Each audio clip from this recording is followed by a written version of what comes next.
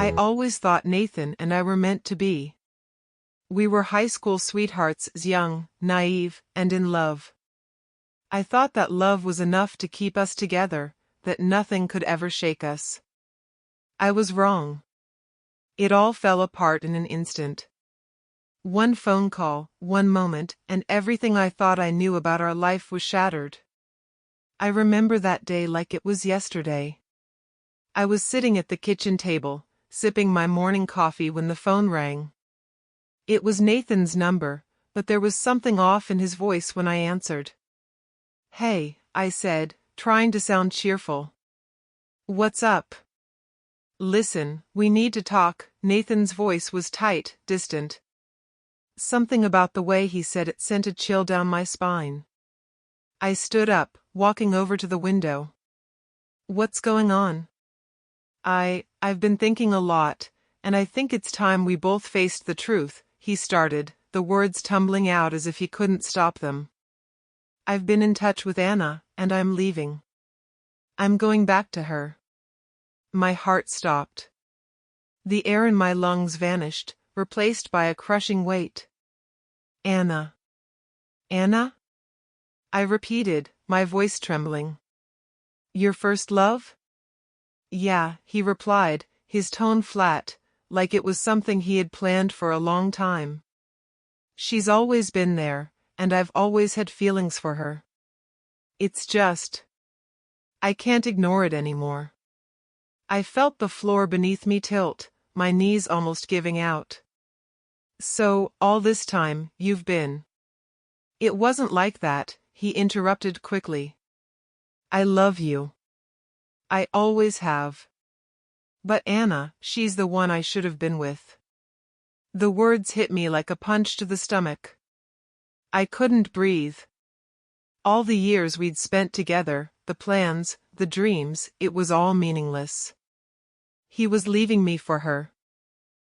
I couldn't finish the sentence.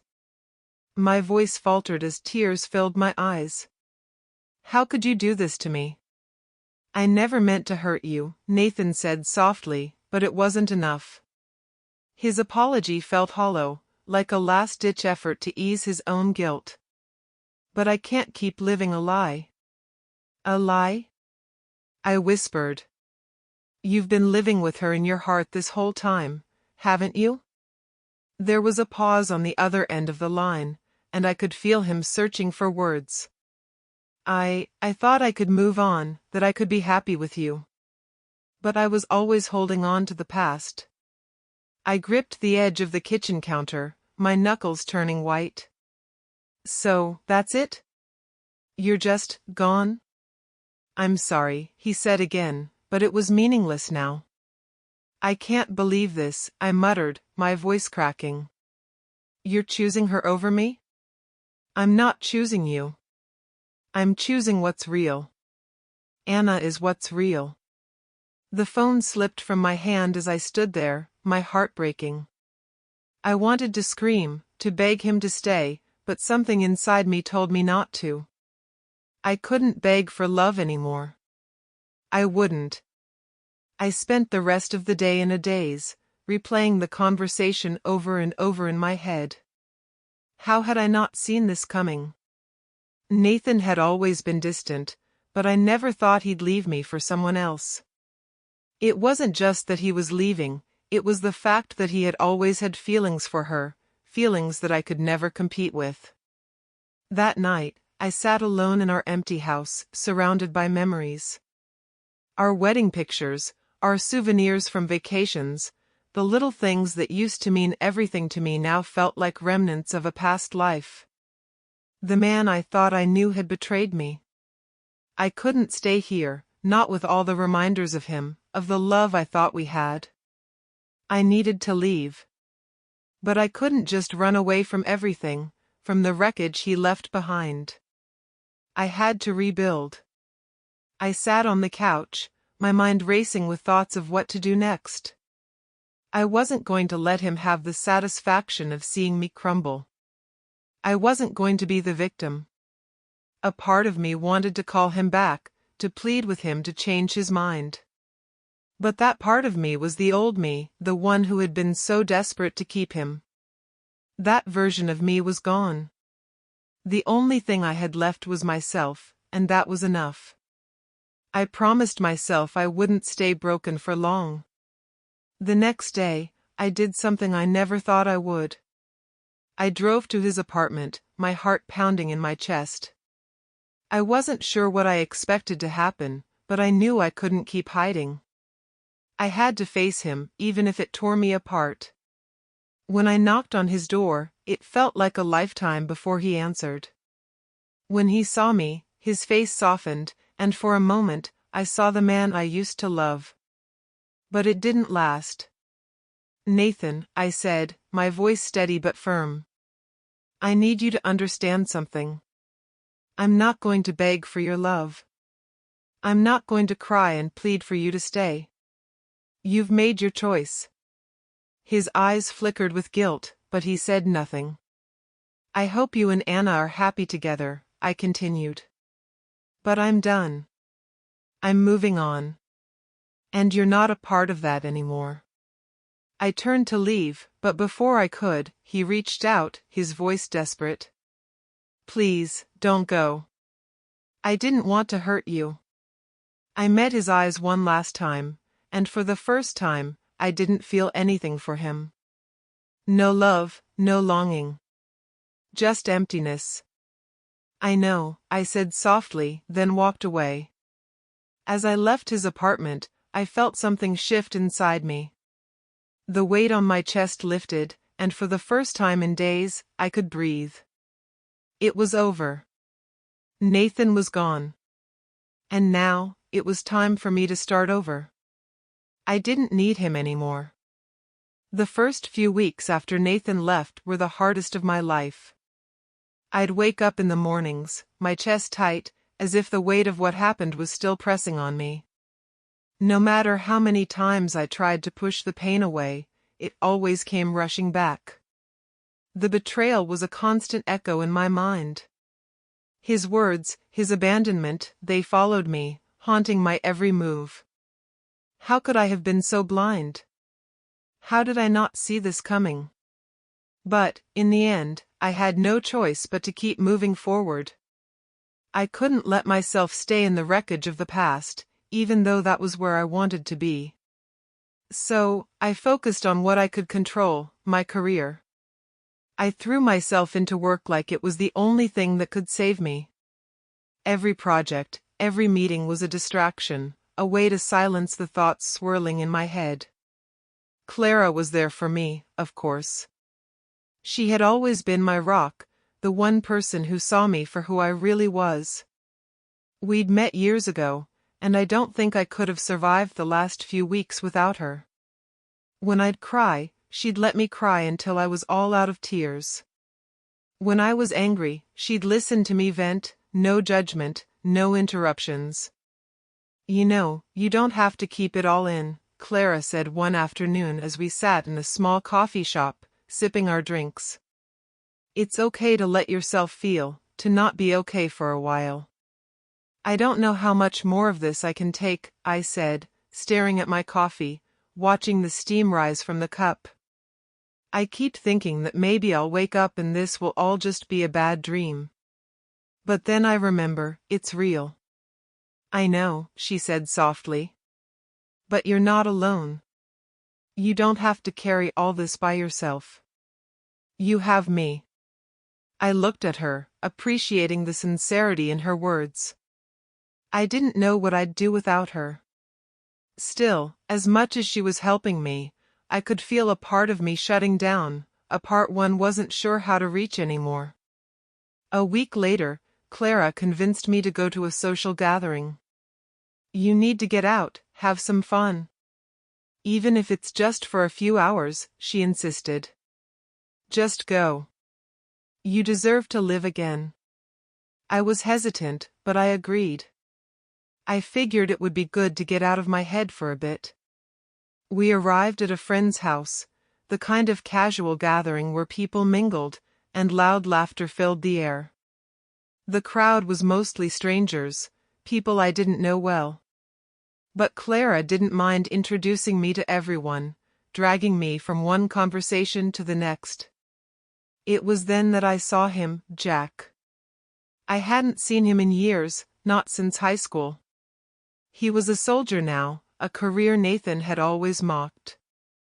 Nathan had never understood Jack's quiet strength, the way he lived life with purpose and dedication. To Nathan, Jack's career was beneath him, something unremarkable. But I never thought that way. I always admired Jack's calm demeanor, his quiet confidence. Jack didn't seem to notice me at first, but I felt his presence before he even looked my way. He was standing near the door, his back to the room, eyes fixed on the ground like he was deep in thought. He had that same steady, composed look I remembered from years ago. When he finally turned, our eyes met, and something shifted in me, something warm and unexpected. Jack? I said hesitantly, not sure if he'd remember me. It had been so long. His face lit up with recognition. It's been a while, he said, his voice deep, steady, and comforting. How are you?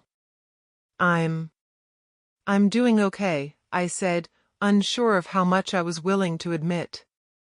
The words felt like they were lodged in my throat. Jack didn't push me to say more, which I appreciated. Instead, he just gave me a small, understanding smile. Good to see you again. What brings you here tonight? I sighed, feeling a little lighter just being in his presence. Clara made me come. Said I needed a break from everything. That sounds like Clara, he chuckled. She's a good friend. She is, I agreed, feeling a pang of gratitude toward Clara for dragging me out of my shell. Jack and I found a quiet corner away from the noise. It was almost like no time had passed. We slipped into an easy conversation, talking about life, the people we knew, and where we'd been. It was nothing special, just two people catching up, but for the first time in weeks, I felt like myself. Jack didn't look at me with pity or sadness. He didn't see me as a broken woman who had just been abandoned. He treated me like I was still whole, like I was still me. After a while, I found myself opening up to him, telling him about Nathan and everything that had happened. I wasn't sure why I felt comfortable confiding in Jack of all people, but his steady gaze and silent understanding made me feel like I could speak the truth without fear of judgment. It's hard, I said quietly. I keep asking myself how I didn't see it coming. Nathan left me for her, for Anna. And part of me still wonders if I should have fought harder to keep him. Jack didn't speak at first. Instead, he looked at me with those calm eyes, as if he was weighing his words carefully. Finally, he spoke, his voice low and reassuring. You don't need to fight for someone who doesn't see your worth. People like Nathan, they don't understand that. He didn't know what he had until it was gone. His words hit me harder than I expected. I swallowed, the weight of his statement settling in my chest. I guess I didn't realize my worth either. Not until it was too late. Jack leaned forward, his voice still calm but full of conviction. It's not too late. You're stronger than you think. We spent the rest of the evening talking like that, open, honest, no pretenses. I found myself laughing, genuinely enjoying his company. Jack was different from Nathan in every way, but in a way that made me feel comfortable, safe. He didn't try to fix me or give me advice. He simply listened. And that was exactly what I needed. By the time the evening ended, I felt lighter, as if I had finally started to breathe again. Clara was busy talking to a few people, so I found myself alone with Jack by the door. "Thanks for listening," I said, my voice quieter than usual. "Any time," he said, offering me a small smile. "You don't have to go through this alone." For the first time in a long time, I felt like I didn't have to do it all by myself. I could lean on someone who didn't see me as broken, but as someone worthy of being cared for.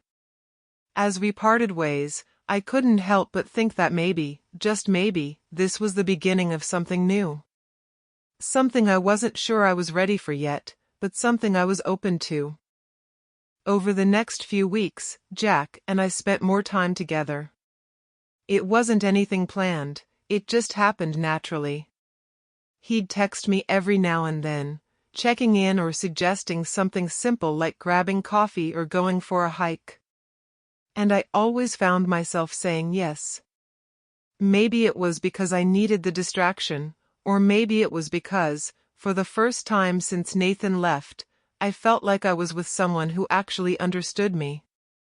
I was still getting used to being on my own, and every day felt like a small step forward, but Jack's presence was like a breath of fresh air. He never pushed me to talk about anything I wasn't ready to say, but he was always there when I needed someone to listen. His patience was unlike anything I had ever experienced. One Saturday afternoon, we went for a hike. It was a beautiful day, the kind where the air feels crisp but not too cold, and the sun filters through the trees in a way that makes everything look golden. Jack and I walked side by side, not saying much, but it didn't feel uncomfortable. It was just peaceful. "So, how have you been?" Jack asked after a while, his voice steady and calm. I paused, thinking about the question. "I've been better," I admitted. "It's still hard, though. I keep thinking about everything that happened with Nathan. I don't know how I let myself get so blinded by him." Jack didn't say anything at first. He just nodded, as if he understood exactly what I was feeling. "I think that's normal," he said finally. "It's hard to see things clearly when you're in the middle of it. And you trusted him, so it makes sense that you'd feel betrayed now." I glanced at him, surprised by how well he seemed to get it. "You always know what to say." He gave a small shrug, his eyes focused on the trail ahead. "I don't know about that. But sometimes it's just about listening, you know? People don't need advice, they just need someone who'll be there." That was the thing about Jack, he didn't rush in with advice, trying to fix me. He simply listened, patiently waiting for me to say whatever I needed to say. It felt like he didn't see me as a broken person, just as me. Over the next few weeks, we went on more hikes, sometimes taking the same trail, sometimes trying new ones. Jack always led the way, but he never made me feel like I couldn't take my time or fall behind. He was patient, never rushing me, never pushing me to talk when I wasn't ready. We had quiet dinners, too, in small restaurants with dim lighting, where the conversation flowed easily, never forced. The chemistry between us grew, though it was slow, almost imperceptible at times. One evening, after we'd finished dinner, we sat on a bench outside, looking up at the stars. I hadn't noticed how calm the world felt until that moment. It was like everything that had been chaotic and painful in my life was momentarily still. I turned to Jack, finding him already looking at me. "You know," I said softly, "I didn't expect this." He raised an eyebrow, confused.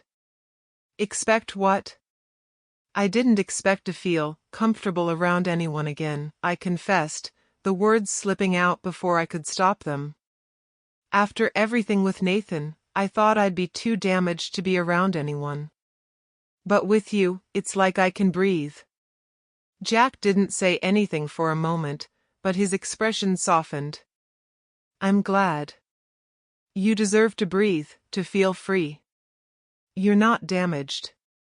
You just need time to heal. And I'm happy to be here while you do. His words struck something deep inside me, something I hadn't realized I'd been holding on to: hope. For the first time, I felt like I could start to heal, and Jack was the one helping me see that. But there was still a part of me that wasn't sure if I was ready for more. I don't know if I'm ready to move on, I said, my voice low. I mean, I'm not looking for a relationship right now. I don't even know if I can trust myself to make the right choice again. I'm not trying to push you into anything, Jack said, his voice calm and understanding. I'm not asking for anything. All I'm offering is friendship. I'm here because I care about you, and I want you to know that you don't have to go through this alone. His words were so simple, yet they felt like a balm to my wounded heart. He wasn't asking for anything from me except for the chance to be there when I needed someone. I'd never had someone just listen, without expecting anything in return. Nathan had always wanted something from me, even when he said he didn't. But Jack? Jack was different. I don't know if I'm ready to let anyone in, I admitted, my voice barely above a whisper. Jack smiled, his eyes warm. That's okay. You don't have to be ready. I'll be here when you are. I wasn't sure what it was about him, maybe it was the way he looked at me, or how he never tried to force anything, but Jack made me feel safe in a way I hadn't felt in a long time. There was something incredibly reassuring about him. As we continued to sit there, the silence between us was comfortable, not awkward. I realized that maybe, just maybe, this wasn't as impossible as I had once thought. Maybe I didn't have to carry this pain alone forever. And maybe, just maybe, Jack could be the one who helped me learn to trust again. But there was a part of me, deep down, that still wasn't sure I could risk opening my heart again. Nathan had taken so much from me, and the thought of trusting someone again, even someone as kind as Jack, was terrifying. But every time I was with him, that fear seemed to fade, just a little. Thank you, I said quietly, breaking the silence. For everything. I didn't think I could ever feel like this again. He didn't respond at first, just giving me a small, knowing smile. You don't have to thank me. It's just what friends do. You'll be okay, I promise. I wasn't sure if I could be okay yet, but sitting next to Jack, in that quiet, peaceful moment, I felt like it was possible. Maybe I didn't have to figure it all out right away. Maybe it was enough just to take things one step at a time. I thought I was doing better. Slowly, I was starting to rebuild the life that Nathan had destroyed.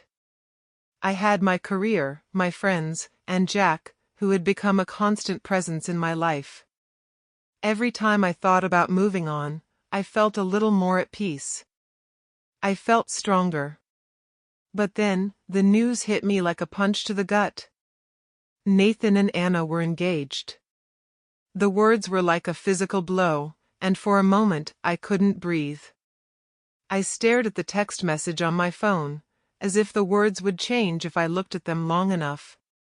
But they didn't. The pain stabbed at me deeper than I thought was possible, and I felt the floor beneath me tremble. I tried to push the feeling down, to ignore it. I couldn't let anyone see how much it hurt. Not Clara. Not Jack. They didn't need to see me fall apart again. But inside, I was crumbling. The wound Nathan had left hadn't even begun to heal, and now he was rubbing salt in it. I spent the next few days in a daze, pretending everything was fine, but I could feel the anger, the bitterness rising inside me. How could he do this to me? How could he move on so quickly? I couldn't stay silent forever. The need to confront him was too strong, and after a few days of letting it simmer inside me, I decided I had to see him, face to face. When I showed up at Nathan's apartment, I felt a strange calmness settle over me. It was time to get answers, even if they tore me apart. I didn't want to, but I had to know why. He answered the door after a few moments, looking surprised to see me standing there.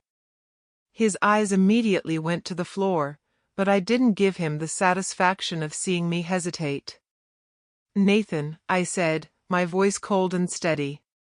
"I need to know why." His gaze flicked up to mine, and for a moment, I thought I saw something resembling guilt in his eyes. But it was gone just as quickly as it had appeared. "Why, what?" he asked, trying to sound innocent, but I could hear the edge in his voice. "Why did you leave me? Why did you choose her over me?" I couldn't stop myself from asking. My heart ached with every word. Why wasn't I enough? Nathan let out a long sigh, as if he were tired of having this conversation. "You were never enough," he said, his voice flat. "Not for me. Not for what I really wanted." The words hit me like a slap across the face, and I took a step back, my chest tightening. "What does that mean?" I whispered. "It means," he continued, his voice cold and emotionless, "that I've always been in love with Anna. You were just a convenient choice. Someone to pass the time with." I stood there, frozen, as the weight of his words sank in. All these years, all the love I had given him, it meant nothing. I had been nothing more than a placeholder in his life. A distraction. A convenient choice. The anger inside me bubbled to the surface, and I felt my hands curl into fists. "You bastard," I hissed. "How could you say that? After everything? I loved you. I gave you everything, and you." "I never asked you to," he cut in, his voice sharp now, like he was growing impatient. "I never wanted you to love me like that. You just—" "No," I interrupted, my voice trembling with fury. "You never loved me. You just used me to fill a void. You were never there for me. You were always too busy looking back at her, weren't you?" Nathan didn't respond. He just stood there, staring at me as if I was nothing. Like my pain didn't matter. I took a deep breath, the bitterness in my throat choking me. "You know what? I'm done. I'm done with you. I'm done trying to understand you." I turned to walk away, but as I reached the door, he spoke again. "I never meant to hurt you," Nathan said quietly, but there was no remorse in his tone. I spun around, my eyes flashing with fury. "You never meant to hurt me? Do you think that makes it better? Do you think I care about your excuses?" He didn't answer, and with that, I left. As I stepped out into the hallway, the tears finally came. I hated him for what he'd done to me, for how little he'd ever cared. But more than that, I hated myself for not seeing it sooner. I had been so blind, so willing to give him everything, and in return, I got nothing. But even through the tears, there was something else, something I hadn't expected: relief. I had my answer, even if it hurt more than I could put into words. Nathan's betrayal wasn't about me. It was about him, his own weaknesses, and his inability to see the love I had given him. I felt the anger start to fade, replaced by something I hadn't felt in a long time: determination. Nathan's choices didn't define me. He wasn't worth the pain anymore. When I got home, I collapsed onto the couch, my body exhausted from the emotional toll of everything. I didn't know how long I sat there, just staring at the wall, before I felt the vibration of my phone in my pocket. I didn't have to check the screen to know it was Jack. He had a way of knowing when something was wrong. I picked up the phone, my voice shaky. "Hey. Hey, you okay?" Jack's voice was soft, full of concern. I can hear it in your voice. What happened? I talked to him, I said, my words coming out in a rush. I finally confronted Nathan. And he doesn't care. He never did. He told me I was just a convenient choice. There was a long pause, and then Jack spoke, his voice steady and full of quiet strength. You don't need him, you know that, right? I don't know, I whispered. I thought I did. I thought he was everything, but he wasn't. I gave him everything, and he threw it all away. You gave him your heart, Jack said, his voice softer now. And that's not something everyone deserves. But you'll heal from this. You'll be okay. I sniffled, wiping my face with the back of my hand. I don't feel okay. I know, he said, his tone unwavering. But you will. I'm here, okay? You don't have to go through this alone. For the first time, I let myself believe him. The anger was still there, but it was slowly being replaced by something stronger. Something that told me that Nathan's betrayal didn't define who I was. I was more than his convenient choice. I was worth more than that. I never imagined that the day would come when I'd want to leave the city I had spent most of my adult life in, the place where Nathan and I had built our life together. But the more I thought about it, the more I realized I needed to leave. There were too many memories here, too many reminders of everything that had gone wrong. I couldn't keep living in a place where I was constantly reminded of my failure. So, I made a decision. I was going to start over. The thought of leaving was terrifying, but it was also liberating. I wasn't running from my past, I was running toward my future. And I had to do this, for myself. The idea of moving to a new town wasn't something I had initially planned, but as soon as I mentioned it to Jack, he offered to help. Are you sure you want to do this on your own? He asked one afternoon as we sat in the small coffee shop where we had started spending more and more time together. The steam from our cups of coffee filled the air between us. I know you've got your reasons for wanting to leave, but I can help. I want to help. I hesitated, looking down at my coffee. It was hard to admit, but I was scared. Scared to leave everything behind, scared to start over in a place I didn't know.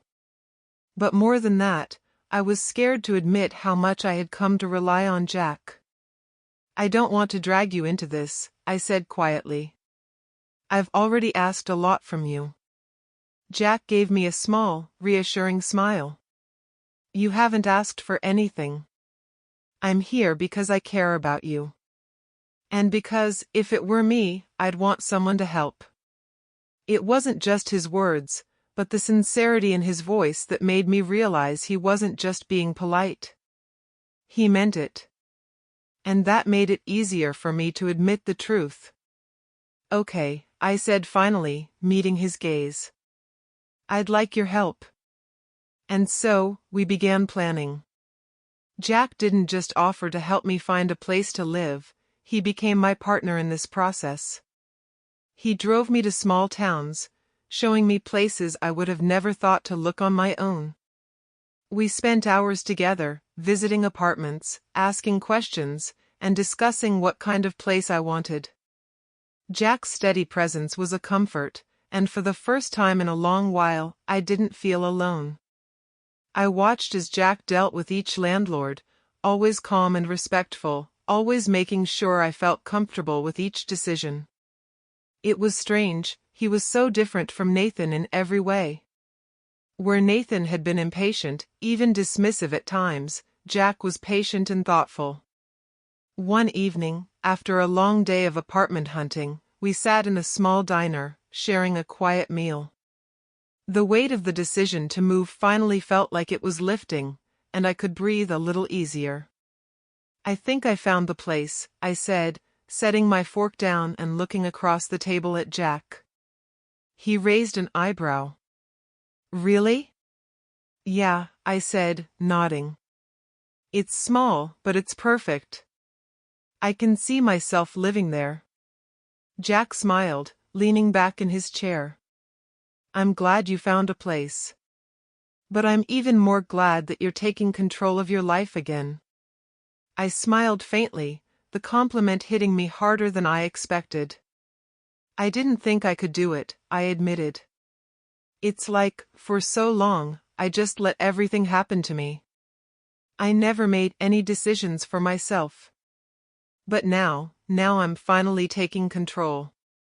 You've always had that strength, Jack said softly, his eyes meeting mine. You just had to find it again. The words stayed with me long after we left the diner.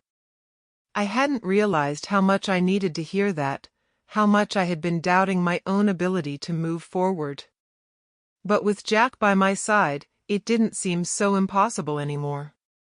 As we continued to spend more time together, I began to realize how much I had come to depend on him. Not just for help with the move, but emotionally, too.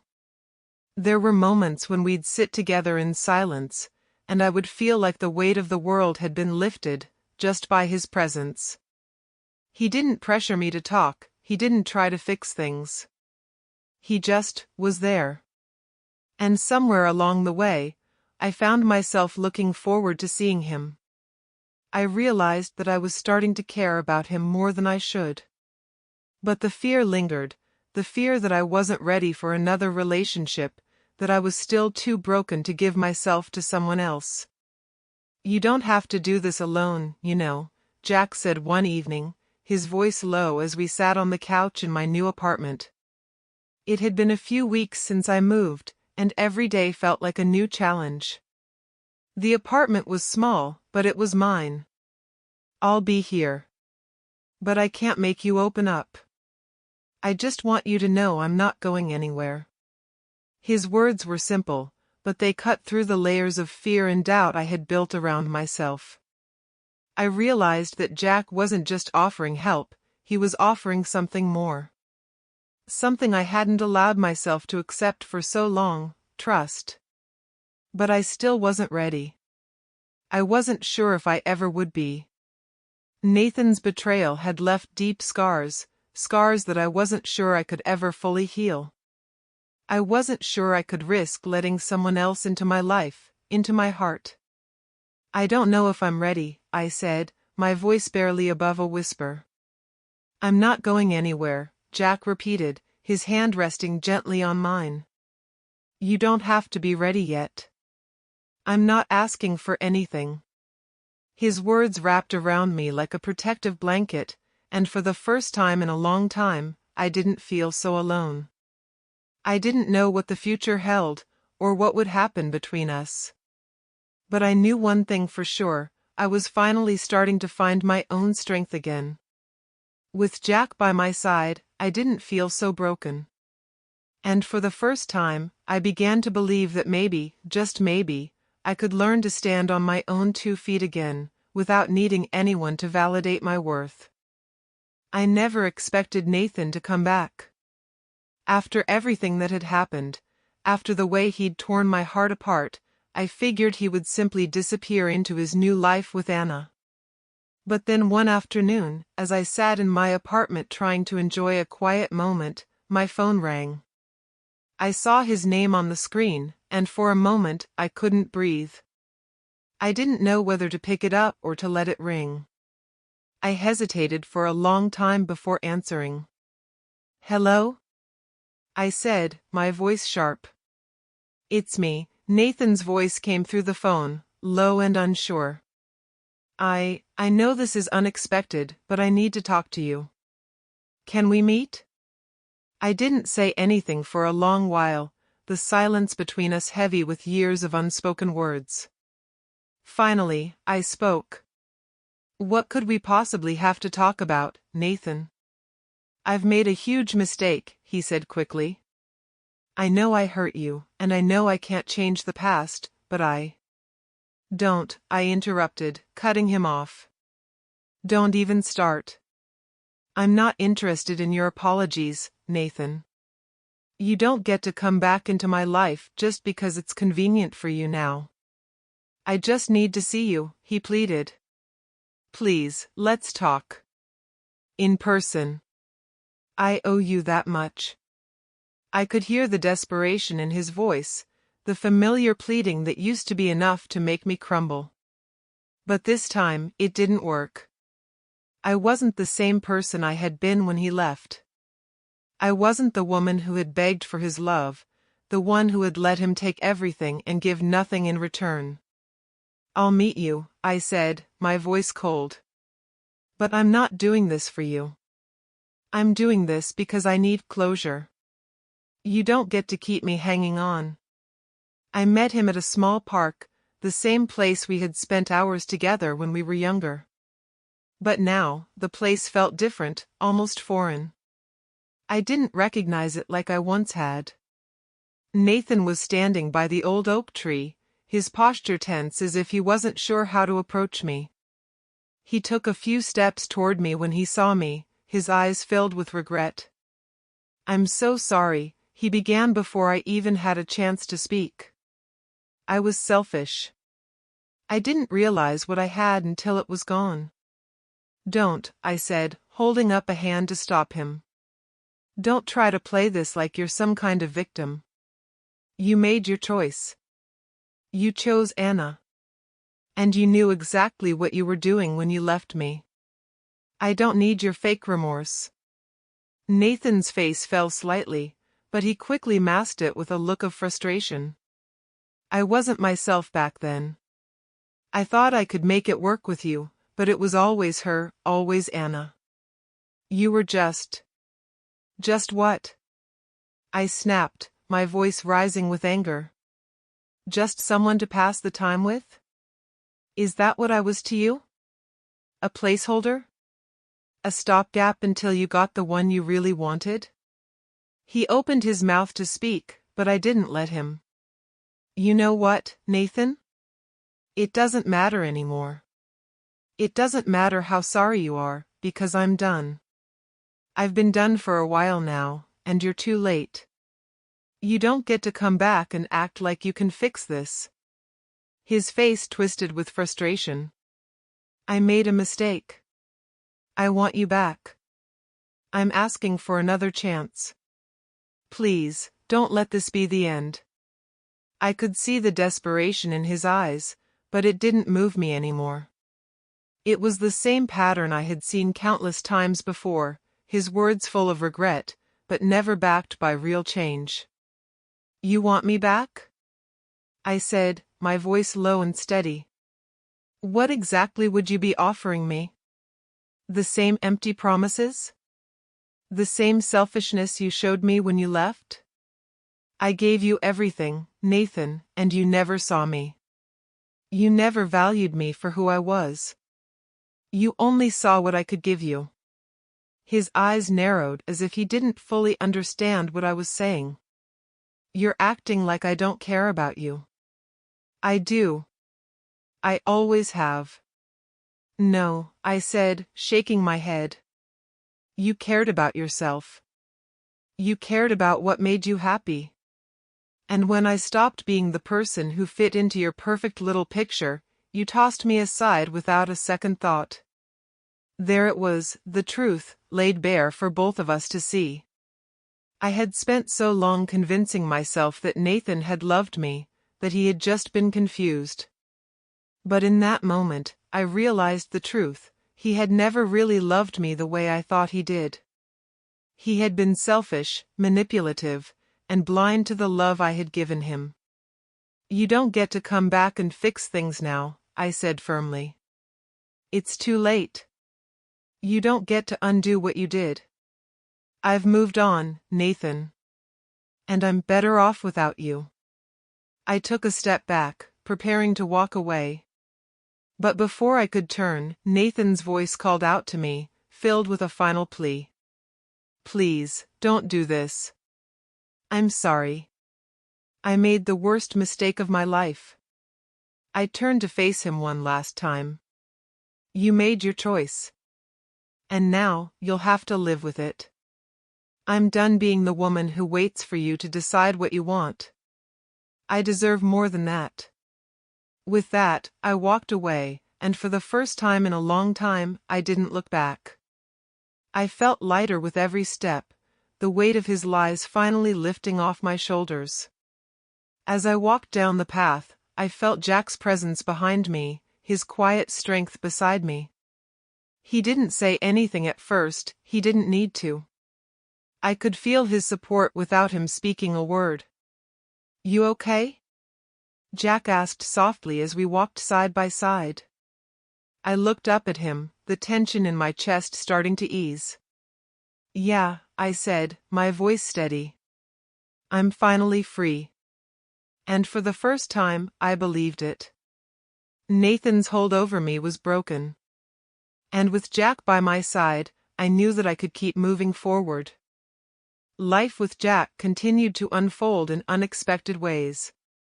As the days passed, we spent more and more time together.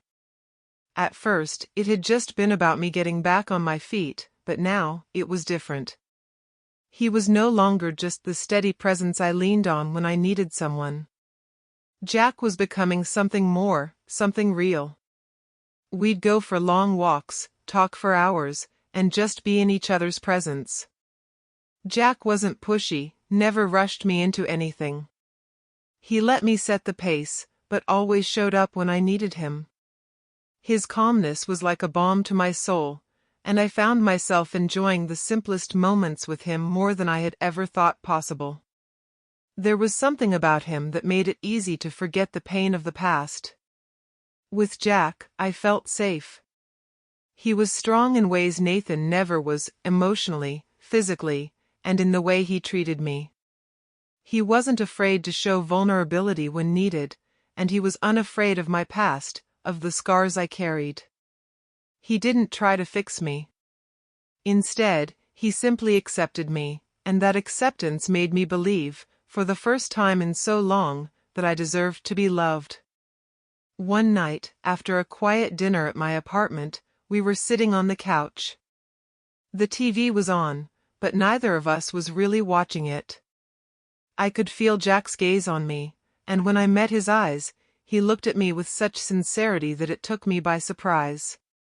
I've been thinking about this for a while now, he began, his voice soft but sure. About us. My heart skipped a beat. I wasn't sure what he meant, but the warmth in his voice made it clear that this wasn't a conversation about anything casual. Jack, I hesitated, unsure of what to say. I care about you, you know that. But I'm still not sure if I'm ready for. I'm not rushing you, he interrupted gently, his hand reaching out to take mine. I just wanted you to know that I'm in this for the long haul. Whatever that looks like. I'm here. My breath caught in my throat as I looked at him. Jack wasn't like Nathan. There were no games with Jack, no manipulations, no false promises. He was honest, straightforward, and kind. And in that moment, I realized how much I'd come to rely on him, how much I had begun to trust him with parts of me I hadn't trusted anyone with in a long time. I looked at him, my chest tightening as I struggled to keep my emotions in check. I'm not sure I can do this. I still carry so much pain from what happened with Nathan. I'm scared of being hurt again. Jack didn't say anything right away. He simply squeezed my hand, his eyes never leaving mine. Then, quietly, he spoke again. I get it. I really do. And I'm not asking for you to forget the past. But I want you to know that I'm not him. I'm not going anywhere. His words struck deep within me. I had been afraid of moving forward, afraid of trusting anyone again. But with Jack, there was no reason to be afraid. Not anymore. He wasn't like Nathan. He wasn't trying to pull me back into a cycle of uncertainty and pain. Jack was here for me, as I was, without expecting anything more than what I was willing to give. I think. I think I'm ready, I said, my voice barely above a whisper. Jack's eyes softened as he smiled. He didn't say anything. He didn't need to. Instead, he leaned forward, gently brushing his lips against mine. The kiss was soft, tentative, but it was the start of something real. From that moment on, life with Jack became something different. It wasn't just about finding my footing again. It was about building something new, something fresh and full of potential. We started making plans, doing things together that felt like a future we were creating, not just something that had happened by chance. We went on weekend trips, took cooking classes, spent evenings curled up on the couch with takeout and movies. And slowly, the emotional scars from Nathan began to fade. They were still there, deep inside me, but with each passing day, they became a little less sharp. I no longer let them define me. I was no longer the woman left behind, abandoned and betrayed. I was someone new. Someone who had learned to trust again. Someone who was building a future on her own terms. One afternoon, as we sat together at a park, the warmth of the sun on our faces and the sound of children laughing nearby, Jack turned to me with a serious look in his eyes. I meant what I said the other night, he began. I'm not going anywhere. I want to build a life with you. If you'll let me. I looked at him, and for the first time, I saw not just the man I cared for, but the man I was ready to build a future with. I'm ready, I said, my voice full of certainty. I want that too. Jack's smile lit up his face, and he reached out to hold my hand. It was a simple gesture, but it felt like a promise. As we sat there, the weight of the past no longer pressing down on me, I realized that the future was finally mine to shape. I had learned that love didn't have to come with pain or betrayal. It could be kind, steady, and safe. With Jack, I had found the kind of love I had always deserved. And for the first time in a long time, I was no longer afraid of what the future held. Together, we would build something beautiful. Together, we would move forward. It had been months since Nathan's last attempt to make amends, and during that time, I had watched as his life slowly crumbled. The once confident man who had left me for Anna, promising that he would always choose her, was now a shadow of his former self. His engagement with Anna had fallen apart, and it didn't take long for the whispers to start spreading. It seemed like everyone had known for a long time what I had refused to see, that Nathan's relationships were as fragile as his promises. I didn't feel a sense of satisfaction when I heard the news. It wasn't like the rush of vindication I had once imagined. But there was a quiet sense of justice in knowing that the lies he'd spun for so long had finally caught up with him. Anna had left him, and this time, she wasn't coming back. I had heard from mutual friends that Nathan was devastated. But it didn't feel like sympathy welling up inside me. It was more like the final remnants of my pain were dissolving into the past. I had no interest in holding on to the bitterness any longer. It was like a weight I had carried for far too long was slowly lifting. Do you ever wonder what happens to him now? Clara asked one afternoon, as we sat in the small cafe where we always met. I mean, everything he built with Anna just fell apart. I guess that's karma, right? I stared out the window, my thoughts a little clouded. It was strange, he had once been my entire world, and now he felt like someone I barely knew. Someone I didn't care about anymore. His downfall didn't bring me happiness, but I couldn't deny that there was a sense of justice in it. I don't wish him harm, I said softly, shaking my head. But I can't deny that what's happening to him feels like the universe balancing things out. Clara studied me for a moment before giving me a knowing look. You've really let go of all that, haven't you? I have, I said, surprised by the certainty in my own voice. I've let go of the anger, the regret. I've realized that holding on to it was only keeping me tied to him. And I don't need that anymore. There was a sense of relief in my words, but there was also something else, peace. As the weeks passed, I found myself focusing more and more on the present. I didn't need to look back to find my strength anymore. It wasn't in the past, in Nathan's betrayal, or in the pain I'd suffered. It was in the life I was building now, in the love I had found with Jack. He had been there for me through every single step of this journey. When I first met Jack, I never imagined that he would become my steady anchor, my safe place in the storm. But now, it seemed impossible to imagine life without him. He was everything Nathan hadn't been: honest, patient, and unwavering.